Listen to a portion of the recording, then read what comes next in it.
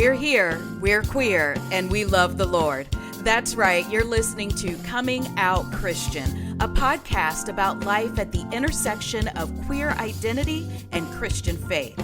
This fun, faithful, and sometimes irreverent podcast is a production of Love Boldly, an Ohio-based nonprofit creating spaces where LGBTQIA+ people can flourish in Christianity. I'm one of your hosts, Siobhan Boyd-Nelson, and my co-host is the Reverend Dr. Ben Huelskamp, Executive Director of Love Boldly. So join us, and let's find out who's coming out today.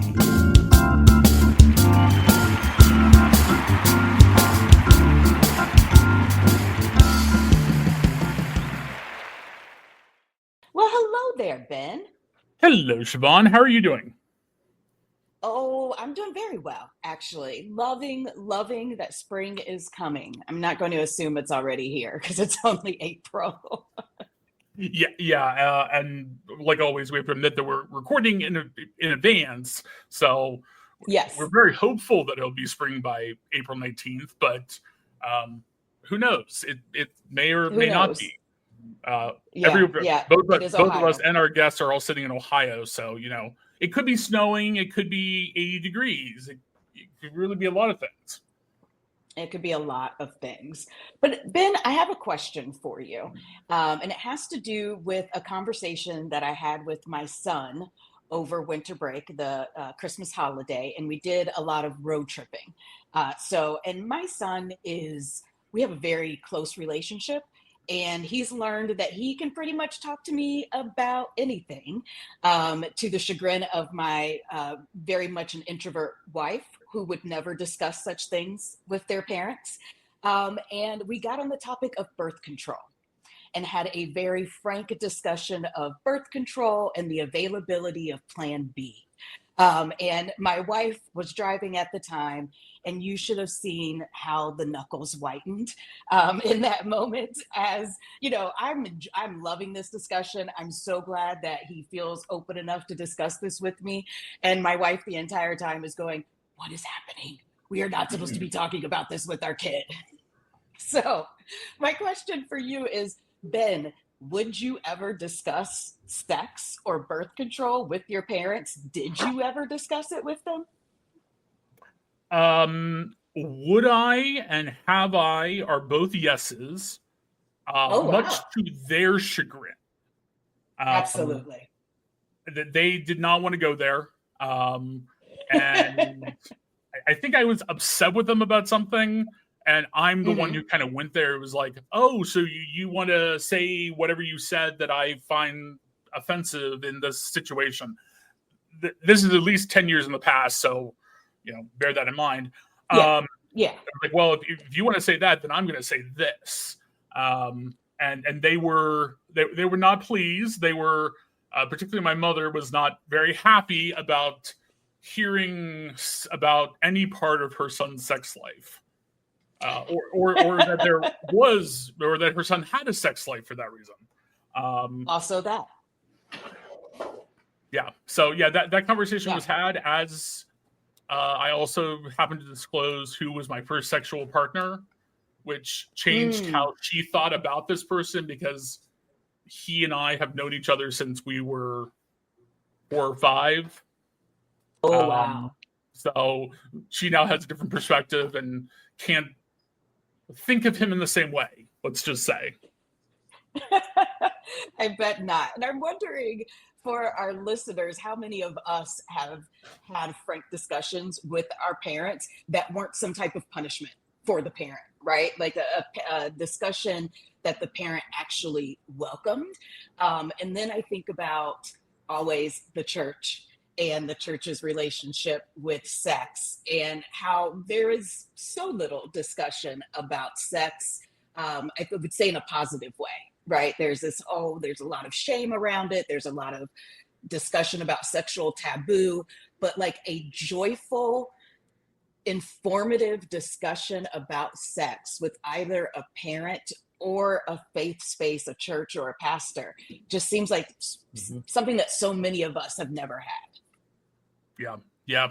But I think it also it begs an interesting question, though, because I really think that my dad particularly would have been, under the circumstances that he envisioned with his son, Okay. I think he would have done very well at presenting a, maybe not wholly fact-based, but still a responsible and safe space for like a boy and his father, man to man, whatever you want to call that sort of space. Now, the downside for my dad was that he's a heterosexual man and I'm not. Right. And it there were several times between, particularly after I came out, that I could tell he wanted to have the conversation, but he just didn't really know how to. Yeah. But in some way, it was also a respectful way, because he acknowledged that although there were some similarities between heterosexual relationships and LGBTQ relationships, that there were certain things that he just didn't know, because his relationships had always been with a woman, right, where that wasn't the case for his son, for me. So I do think there's always there's an interesting point for, particularly for those of us who grew up with or were raised by a quote unquote man and a woman, or a mom and a dad as our primary caregivers, guardians, whatever. right. That how were those people able, or were they even able and willing to have those conversations with us, as they might have had those conversations with a heterosexual or perhaps bisexual, pansexual sibling. Yeah, absolutely. Oh, that's so insightful, Ben. And it reminds me of churches that want to be welcoming and inclusive and respectful, and are not prepared or equipped to have conversations about LGBTQIA plus sexual relationships or other types of sexual relationships or family structures, because they don't have the knowledge. Yep. Right. And so that is a big gap. One of the gaps that Love Boldly tries to help churches bridge through our work with churches. And so if you are a church leader, if you're a member of a church and this sounds familiar and like something that you're running up against with your church, please reach out to Love Boldly. And we would love to be of assistance and talk to you about that. And keep listening to this episode, because we have an amazing guest who I think is going to have some opinions about this and some insights. So I'm really, really excited to dig into it. Our guest today is the Reverend Charles Graves IV, who uses he, him pronouns. And he is the 14th Rector of Christ Episcopal Church, Shaker Heights. Charles is a seventh-generation Episcopalian and previously served as campus minister at the University of Houston and curate at Church of the Advent in Cincinnati. Educated at Hampton University and Berkeley Divinity School at Yale, he has served since 2019 as a member of the Executive Council of the Episcopal Church. Reverend Charles enjoys spending time with his husband, Chris, traveling and trying all kinds of seafood. Yes. Reverend Charles, thank you so much for being here. I'm so excited to have this conversation with you.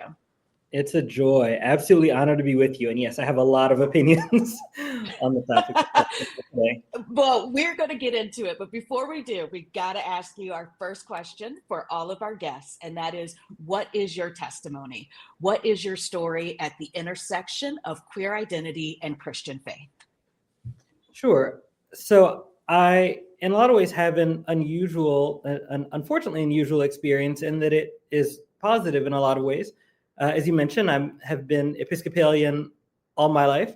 And on top of that, I grew up in a predominantly Black Episcopal congregation, St. James Episcopal in Baltimore, where I was extremely blessed to have, at the time, a young pastor, whom some of you will know by the name of Michael Curry, who later went on to be bishop and presiding bishop of the Episcopal Church. And and to preach a certain wedding of a couple named Harry and Meghan in 2018 that you might remember. And so growing up with him as priest, I had no idea how uncommon it was to grow up very, very active in church, and to have not only never heard a single anti-LGBTQ thing ever from the pulpit or at school or at home or otherwise. I mean, the whole idea kind of would have been foreign to me. But in a congregation where we actually had a small handful of LGBTQ couples in the congregation in the 90s, and nobody ever said anything about them any differently than any other couple. It was as normal as anything to me, and so that was really good fortune. I grew up with a mom and a dad who were both have been both great parents to me, and I went to a school. I went to a private school in Baltimore, and when I came out at about 17, I had my parents were pretty good about it. They weren't quite ready to jump to the head of the pride parade on day one, but I knew there would be no peril to it. I didn't worry about being treated any differently or any of that. It took my parents a little bit of time to kind of settle into it, especially because I don't have any siblings, and so I think they very much had the expectation, he's going to get married, he's going to have kids, he's going to, kind of the whole sort of standard issue thing. I'm 35 now. We still don't have kids. And so, there's some a little bit of wistfulness there from my parents, more so than my husband and I. So I'm blessed to have had that experience. The backside of that is that when I went off to college, my beloved alma mater at the time, this is now 15 to 17 years ago, was not nearly as much ready for that as in my upbringing, and I'm glad to hear they've gotten quite a bit better now. But it was not the time and the place for that. So I actually had come out and then went back into the closet for 3 years in college, and I graduated in 3 years for that reason. I wanted to, it was either that or transfer, and I knew that I wanted to get out, and I knew that I wanted to get sort of through it to finish and to move on to the next thing, rather than to spend an extra year or two transferring somebody somewhere else, making up credits, this, that, and the other. So I went on from that and sort of pledged to myself and to God after that that I would never go back into the closet again. And so when I graduated in 2011, I kind of came out more publicly for the second time, and so it's been ever since. I'm blessed to be part of a denomination where being gay was not an issue by the time that I came along. Certainly a few years earlier it would have been, but I started the ordination process in the Diocese of Maryland, then I moved during the course of that actually to Ohio, moved to Cincinnati, and so completed the ordination process in the Diocese of Southern Ohio in the Episcopal Church. By that time, thankfully, we had a bishop who was very affirming of the LGBTQ community.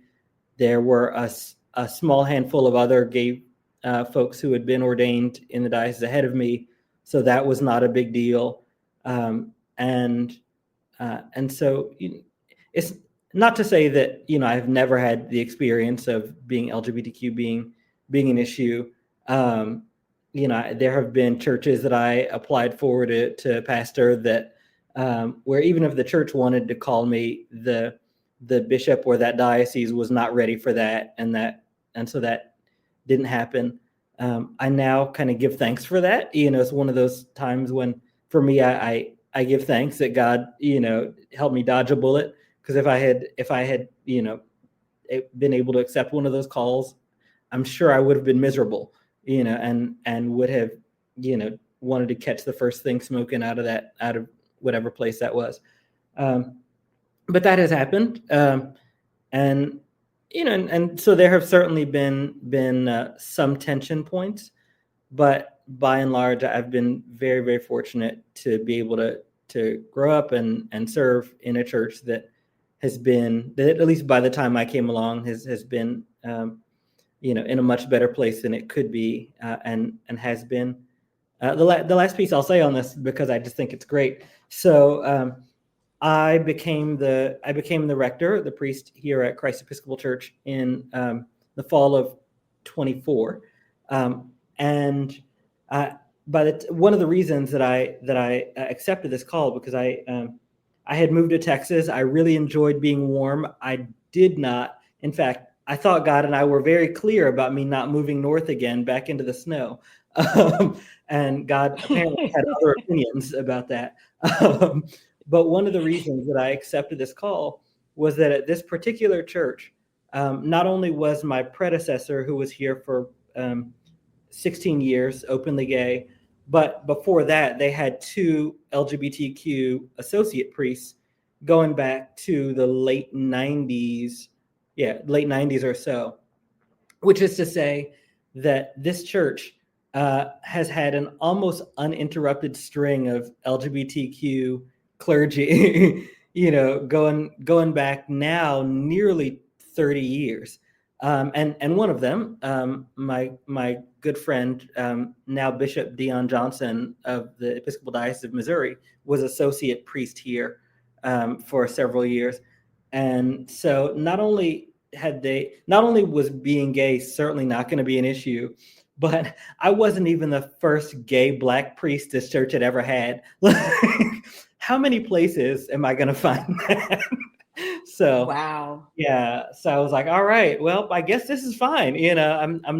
I'm not going to have to break any ground. I can just show up and be the pastor. So that's a highly unusual thing, and I'm excited to get to show up and be the pastor here, and show up for communities where that is often not the case. I often forget how unusual a testimony like mine unfortunately is, and how revolutionary that can be for folks. Yeah.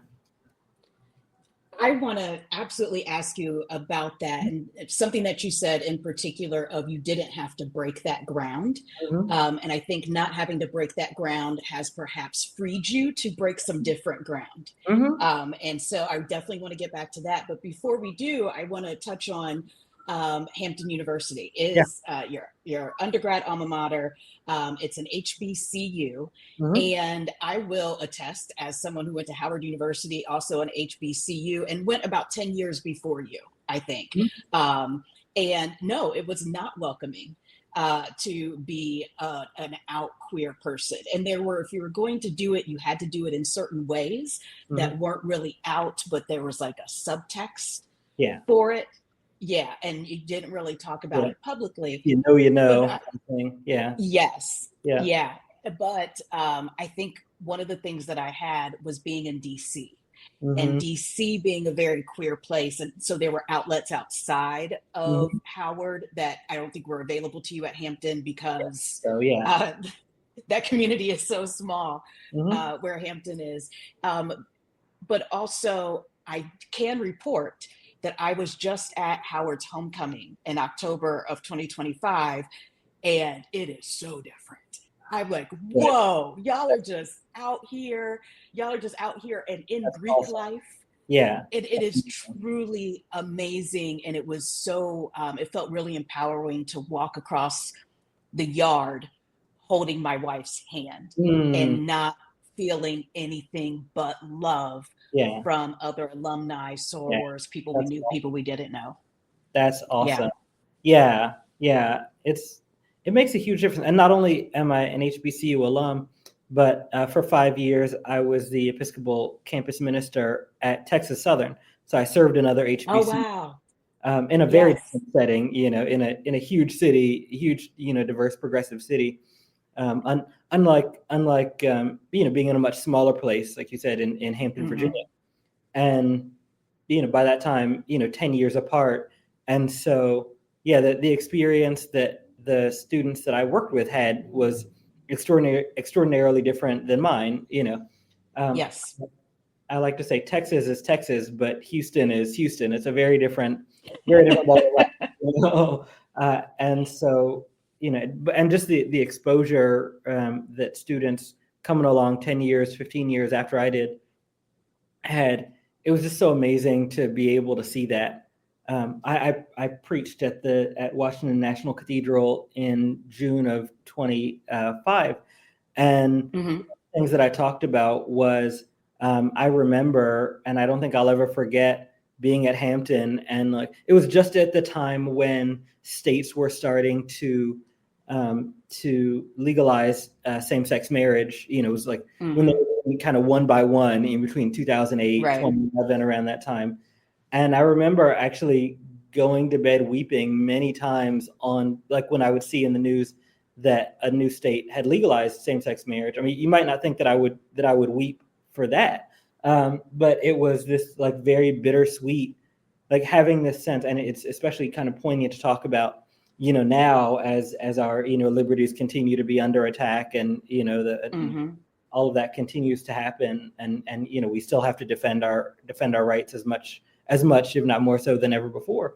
But I remember just kind of weeping with the thought at that time that I would at least be the last generation to never know what it was like to be able to get married, or to at least to have experienced a world where we had not seen that before.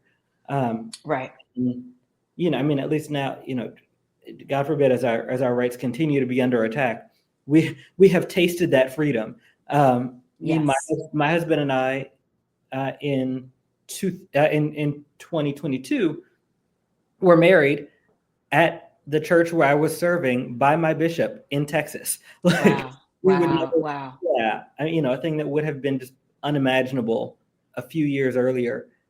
And you know, we have seen that happen, and you know, even I think it gives me the continued strength to know that, you know, we can never allow that to be taken away again, right? So it's amazing to see that. Yeah, years after, you know. Do you remember that the It Gets Better campaign, you know, they had years ago? I mean, I so appreciate that, because now I kind of wish I could go back, you know, 15 years or so, or 20 years ago, to when I was in high school, and say it really does. You know, I really can attest, it really does get better. Yeah, absolutely. So your experience was largely positive, and that is such a blessing. And like you said, that allowed you to not have to break that ground. And I just want to point that out, that is something that so many LGBTQIA plus people, and particularly LGBTQIA plus people of color, spend their professional and even hobby time breaking ground in one way or another, just on those two identities. And there's so many other things, right? There's so much other fertile ground to be broken. So now you were free of having to break that ground. You were able to walk a path that had been, you know, laid before you, and now you're breaking some ground in a different place. You are the creator of a denominational task force to help the church understand and respond to household and relationship diversity. So what does that mean exactly? Yeah, so at the Episcopal Church's General Convention, which is our national and international convention, legislative convention, I wrote a resolution that I decided to kind of, and I had just founded and was co-chairing at that point the LGBTQ caucus for the General Convention. It kind of was an organization that replaced or kind of stood in the gap where a previous organization had since dissolved. And so I was thinking about, you know, what are the ways in, you know, where does the church still need to go? I had been interviewed not long before that, and someone asked me, you know, what's kind of the next frontier in the you know, continuing work for the LGBTQ community? And part of what I said is that at least in the Episcopal Church and in a lot of other, particularly mainline denominations, we have spent the last 30 plus years just arguing about whether, frankly, gay people or gay or bisexual or transgender people can be married, be ordained, and all of that. And thanks be to God, over the last 30 years, we've come to the conclusion that, broadly speaking, the answer is yes. There, unfortunately, are still some places in our church where that is harder, and we continue to fight for that. But in the vast majority of our church, we've gotten to that point as far as the LGBTQ community, and also we are a church in which, and not everybody necessarily knows this, but where clergy or seminarians are usually not prevented from living with their partner if they're not up until they're married.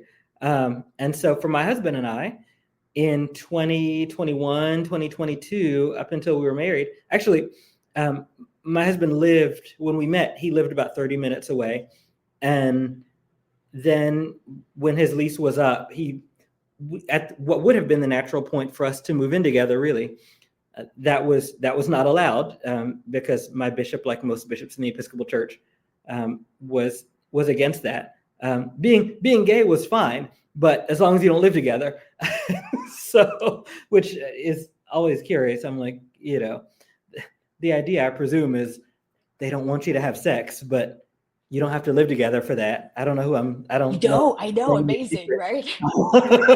Right. But it's this thing that, has been, it's just kind of one of those things that's sort of nobody's wanted to talk about it, or everybody's been a little too afraid to talk about it, or we've been a little bit too afraid of just talking, too afraid or too preoccupied talking about LGBTQ stuff.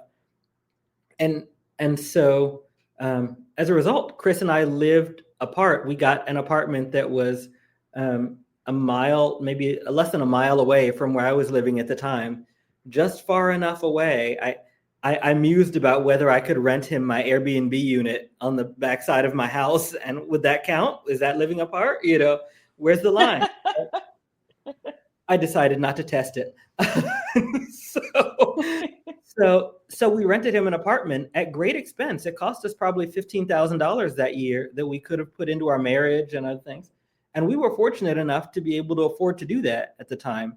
That shouldn't be assumed, especially, as, generationally, of course, our generation as millennials don't have that kind of disposable income sitting around, and it shouldn't be assumed that to be a minister of the gospel that you should have to. And so we went through that, and couldn't officially live together until we were married. I talked to a priest colleague of mine about this, who's been in ordained ministry over 30 years, and he said, I haven't married a virgin couple in 30 plus years. Some have lied. Oh my! But when a couple comes to get married and they have the same address, nobody, at least I've never met another Episcopal priest who's ever told me that they've said, whoa, pump the brakes here. Somebody's got to move out. No, we don't do that anymore. And so I said, we really need to have that conversation. And also, and that's kind of the easy side, right? I, as I said, was campus minister for 5 years. And in the time that I was there, from 2019 to 2024, of course, the conversation continues to grow and to emerge around ethical non-monogamy, around polyamory, around different forms and structures of households, families, relationships that, that look different from what every church I know, or certainly every Episcopal church I know almost, is kind of prepared to handle, that exact same thing, Siobhan, that you were talking about. Folks just don't know how to talk about it. Even if they have kind of heard those terms in passing somewhere, just have no idea how to begin to broach a topic like that, or certainly don't know how to approach it in the church. And I know that's true of priests in my denomination. I know among the bishops in our church that there's a lot of that. kind of not quite knowing how to address those things. So I wrote a resolution in 2022 that created this task force, rather creatively labeled the task force on relationship and household diversity. You don't want to say too much. Yeah. So we created this task force, and over the last several years, we've kind of slowly gone about the work of trying to figure out how to help our denomination, and hopefully other denominations like ours that are going through similar things, talk about what is actually happening, acknowledge that there are families today in the Episcopal Church. I know some of them who are poly, who are for whom ethical non-monogamy, as they would describe it, is a part of their lives and relationships in their everyday life. Mm-hmm. And if we can't address that as a church, then what are we doing? And so it's not going to go away. And we should be able to talk about that, because we are called to pastor and serve and minister to the people in our flocks, in our communities. So our task force is doing a couple of things about that, where there's a survey that is coming out. Hopefully by the time this podcast comes out, will have been released to folks all around the Episcopal Church to invite folks to confidentially describe the kinds of households, relationships, and structures that are a part of their lives, and how the church can better serve them. And then also, we're coming out with, we're grateful to partner with the Anglican Theological Review that is working on a special issue with us about topics all around sexual ethics and relationship ethics, and how can we construct or sort of speak of what is the sexual ethic of the Episcopal Church writ large, if we have one. What does that look like today, and how where's God calling us in this way? Not to tear apart everything we've ever believed and start from scratch, but I like to say, how can we go from a rules-based approach, saying, yes, you're allowed to do this, no, you can't do that, yes, you can be gay, no, you can't live together, to instead saying, what does God call for all of our relationships to look like? What does it mean to structure a sexual ethic based on fundamental idea, what somebody once said, love God with your heart, soul, mind, and strength, love your neighbor as yourself. Maybe how can we start there? And then invite folks to, talk about whatever that looks like in their relationships, in their households, and create households and relationships based on that, regardless of the composition of what that household looks like. So exciting work for the church, much to be done. And our hope is not to change the rules in one way or another, but to help the church just have a conversation and see where the Holy Spirit leads us from there. So that is absolutely amazing. I think that's an amazing goal that you just stated, of having the conversation, because that is what so many denominations and churches refuse to do. There's, like you said, there's a rule book. There's a bunch of no's or taboos. And then whatever's within that is what you're allowed to do. And it's based so little on the Bible when we really get down to it. I mean, you want to talk about relationship and household diversity. Let's go through the first 5 books of the Bible. Let's. Yeah. Well, and what makes a household abide by the teachings of Christ and as our faith teaches, I don't think has nearly as much to do with the specific composition of the household. That it be two adults. It used to be a man and a woman, but in this case, be 2 adults in lifelong monogamous relationship with each other, preferably constituted preferably constituted as marriage. Right? I don't think it has nearly as much to do with that as sort of the current rule book defines it, as you can have. Of course, we all know this. There are many households, unfortunately, composed in precisely that way, that are abusive, mean, hateful. All sorts of negative things. And that doesn't glorify God one bit.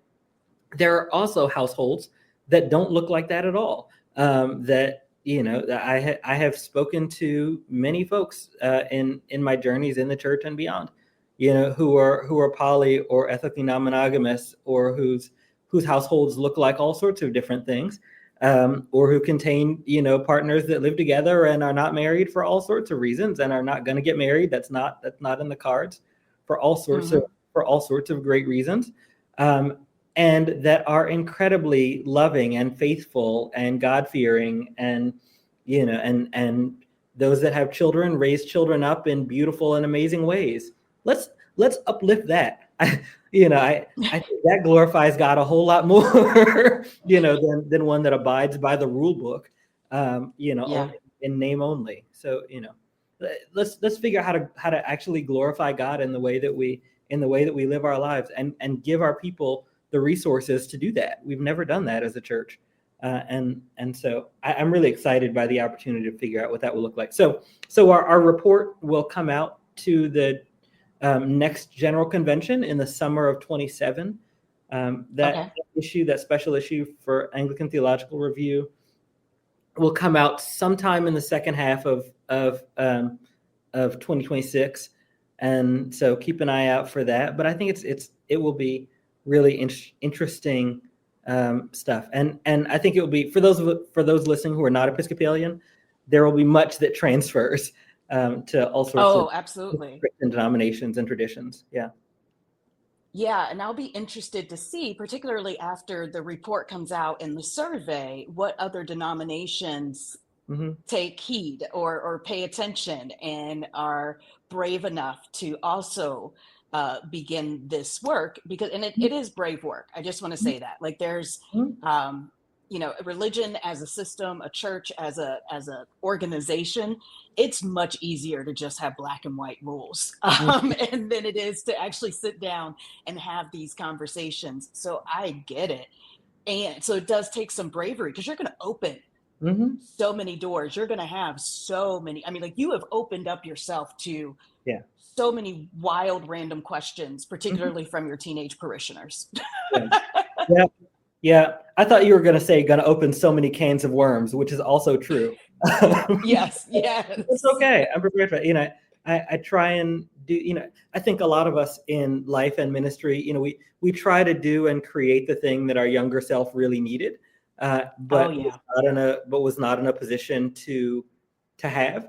I'm in some ways trying to create the thing that I wish existed when I was in the ordination process or newly ordained, or coming up in the church.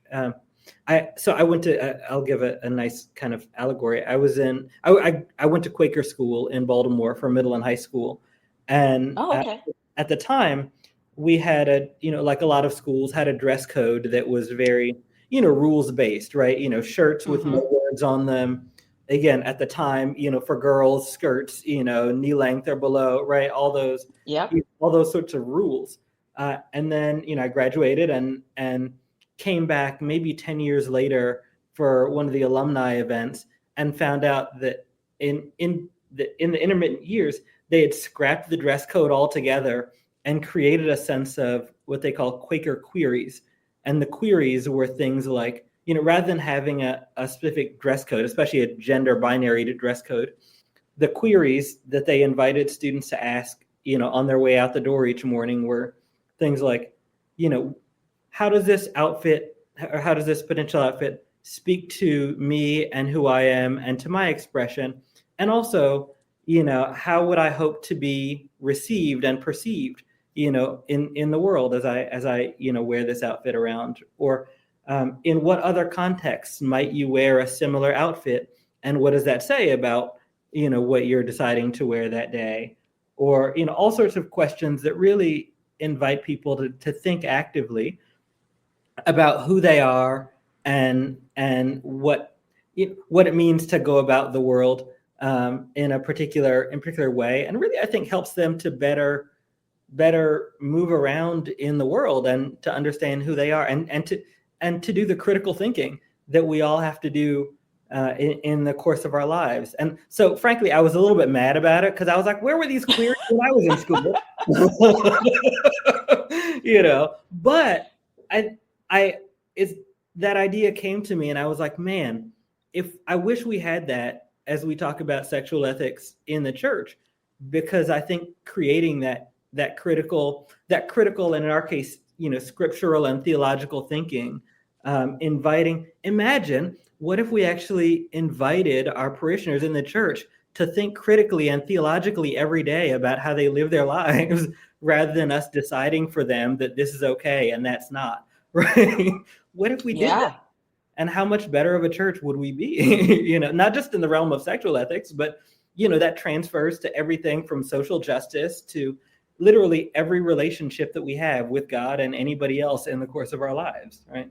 So I think it's really exciting, groundbreaking work, I hope, in the best way. There's certainly some fear about it, like, oh man, again, cans of worms, right? So is anything allowed? Let's do whatever now? I'm saying, right. No, maybe as a church, we just, we spend some time and kind of start from scratch again and think about, what does it look like for our church to tell people, start with love God and love your neighbors yourself, and build the rest up from there. Yeah. So what do you say to people? And I have one person in mind. I'm not going to throw them under the bus here. But what do you say to people who are like, no, you can't just have no rules. Like, people are wild and they need rules, right? And especially around sex, because we can't trust humans and their sexual desires and all these different things, and these rules are in place to keep those under control. And without rules, we will become immoral, essentially. Like the rules are what keep us moral. What do you say to those folks? Yeah, I would say I don't think that there shouldn't be rules. Here's a great example. We have in the Episcopal Church, if someone is getting remarried, if someone comes to me and says they want to get married, I am required to ask if they have been previously married. And if they have been previously married, of course, I have to make sure that they are legally divorced or widowed and all that. I have to have, death certificate or divorce certificate and all that. And if they have been previously, if either of a person in the couple or if anybody choosing to get married has been previously married, I'm actually required to get the bishop's approval. But also for any couple that wants to get married, whether anyone's been previously married or not, I am required to have them do premarital counseling. That's very important. I am so glad, as I've been married now almost going on 4 years, and I'm very glad that my husband and I did premarital counseling. That's a rule. It's a great rule. It's a very important rule. The reason that I have to get the bishop's approval before I marry anyone that's been previously married is, it's a good check on me as a priest, for example, to make sure that somebody who is just coming out of an abusive relationship is not, getting married again a week later, without having done the work that's necessary, or somebody who, has been abusive in a previous relationship, is not just, dumping one spouse for another, or, all sorts of situations where, some real work needs to be done. And there could be, people come to me from time to time with a story of some expediency. They have to get married right now because of this, that, and the other thing. And, there's some great reasons to say, no, I don't think this is a good idea. People can go and get married wherever, but if you want me to do it, there are often some important rules to follow.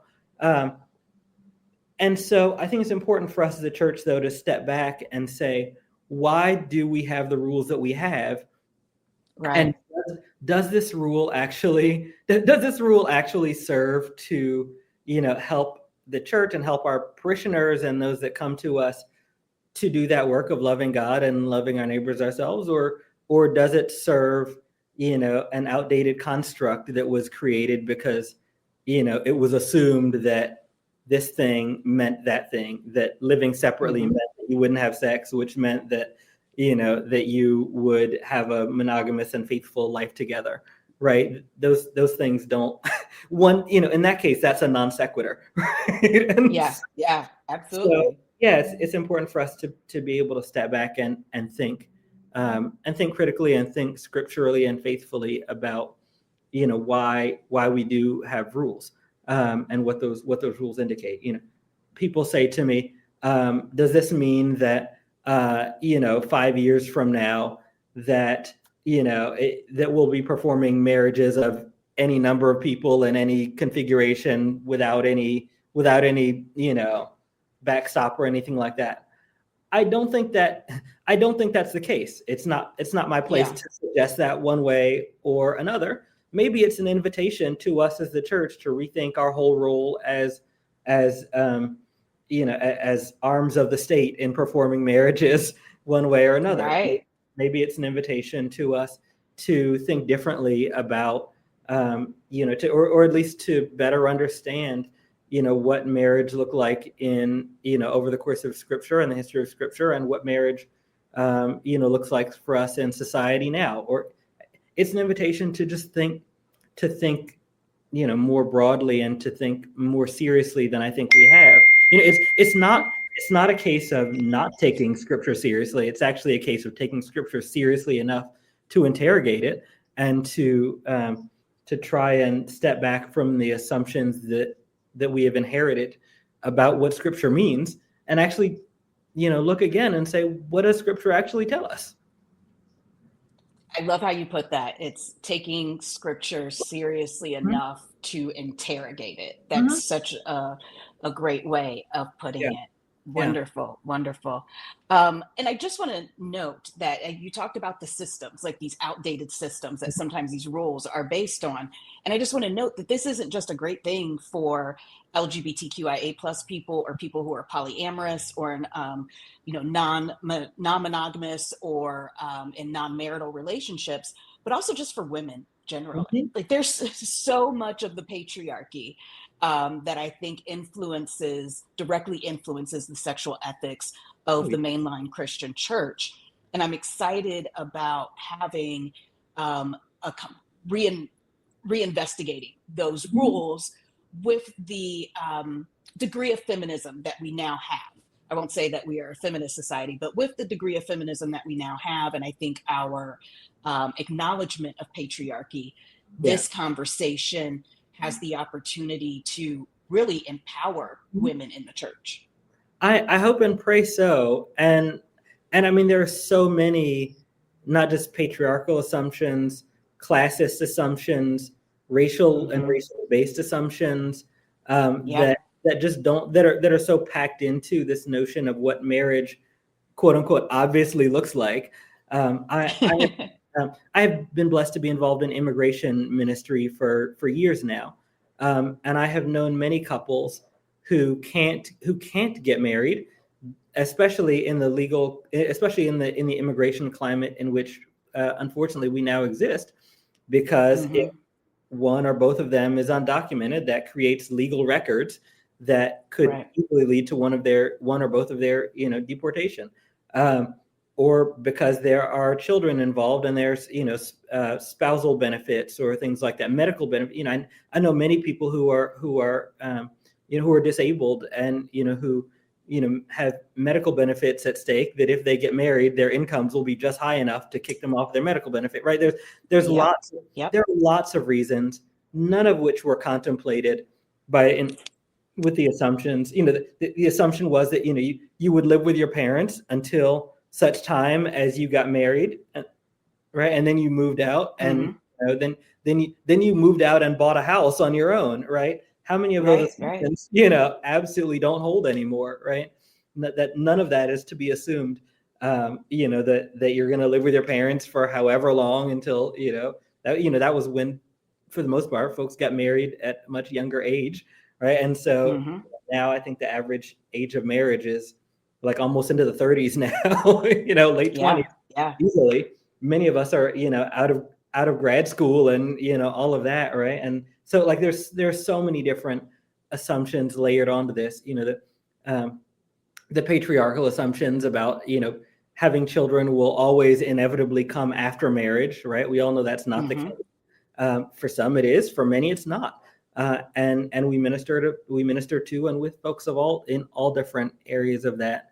So we just need to think more seriously about if we're going to be a church that says that diversity is a crucial value that we hold, then we need to actually live up to that and live into that, and stop trying to pack everybody into one set of rules that were built for the most privileged among that group. Absolutely. Yeah. Wow. Yeah. Oh, this is amazing. I'm so excited about the work that you are doing with this task force. Ben, do you have any questions for Reverend Charles? No, I don't. This conversation's been wonderful, though. Yeah, I'm really excited to see that report and see the article. I think, Ben, we'll keep our eyes open for it, and we'll make sure to let folks know via our Instagram when those things are available. And then we'll be sure to ask Charles to come back and talk to us about that report and those results. That'll be a really fun conversation. Yeah, it'll be my delight. I'm excited about it, and wherever God is leading the church through this. Yeah. Amazing. All right, y'all, let's jump into our final two segments of the show. The first one is the query of the day. And yes, that is a pun. All right, our query of the day is, did you or have you ever discussed sex with your parents? And would you? If you have not, if that's a no, I know that's such a wild question. Ben, you answered it already. We didn't get to hear from Charles. Charles, is this something that you would discuss with your parents or have? No, I did not grow up in that kind of house. that was not our deal. And I can speak for my husband in this case also. He also did not. My husband and I had very different upbringings, but one thing that we share is that talking about sex was not going to be a part of of our tradition, But you talked about earlier in the show, you talked about folks having pastors that they can talk about it with. And I will say one thing that I loved about being a campus minister is that, of course, my students then being brand new as adults officially and out of that, for the most part, for the first time, I actually got to have those conversations with students in a healthy way, and sometimes be a person that they could come to that was not mom and dad, that they could actually, have a serious conversation with and help them do some of that exploring on their own. So I pray that there'll continue to be folks like that, whether college ministers and pastors or folks in different capacities, who can continue to work with and support, young people, whether they're in high school, college, or wherever else, to be able to have those conversations. So, because a lot of folks aren't going to be able to have it at home, or that's not going to be the space for that to happen. Yeah, I definitely did not grow up in a home, and neither did my wife, where there was going to be a conversation about sex. We were children who received pamphlets from the hospital and anatomically correct dolls. So we were, it was a very much read about it, figure it out kind of environment. And that's why I prided myself on being a mom. That my son could come to me with any questions, often asking a question and then running away before I could answer it, because he's like, oh no, she's gonna tell me the truth. All right, thank you so much for that answer, and we want to hear from you, listeners. Let us know on our Instagram or leave a comment here on the podcast. All right, and now for our second segment. This is our moment in queer history, because we've always been here, y'all, and we ain't going nowhere.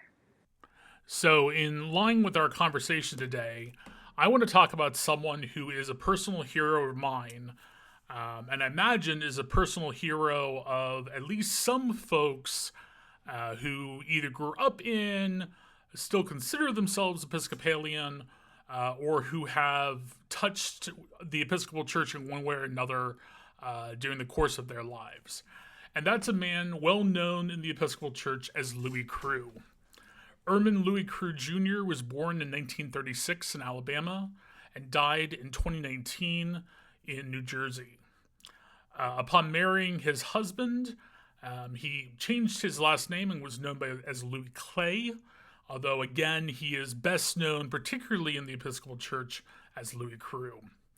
Crew was a PhD from the University of Alabama in English and taught writing and languages, specifically teaching English and literature for the majority of his career.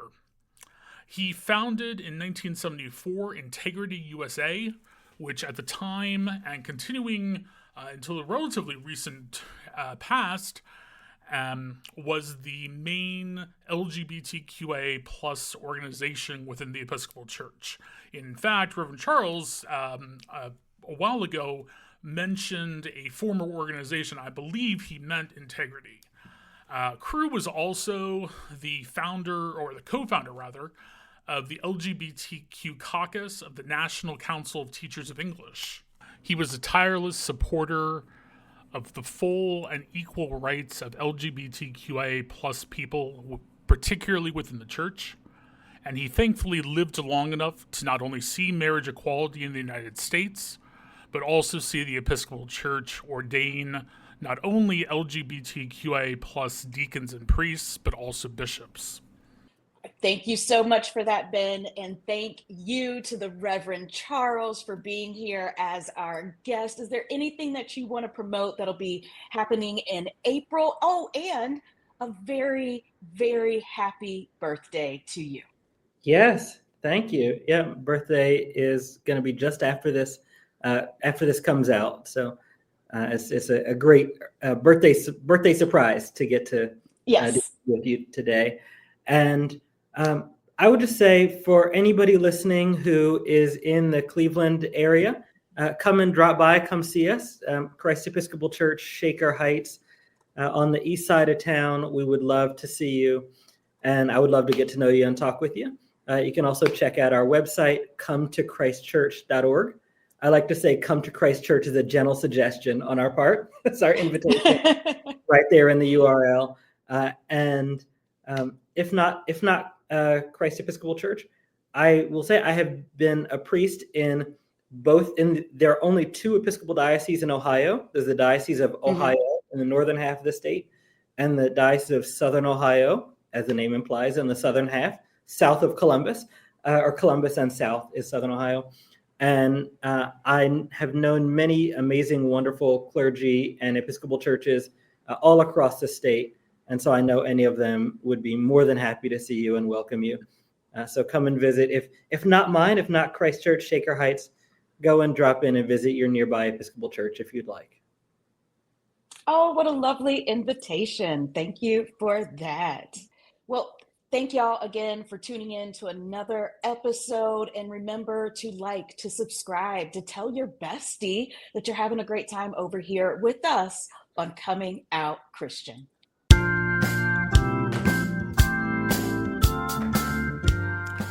Thanks so much for joining us today.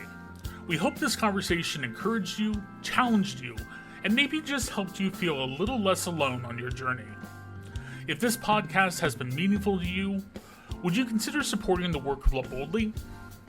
Love Boldly's mission is to create spaces where LGBTQIA plus people can flourish in Christianity, and your donation helps make conversations like this one possible. You can give at www.loveboldly.net/donate. That's www.loveboldly.net/donate. Want to stay connected with the podcast? Follow us on Instagram at comingoutchristian_podcast for updates, resources, and community. Until next time, remember that you can be queer and Christian and queer.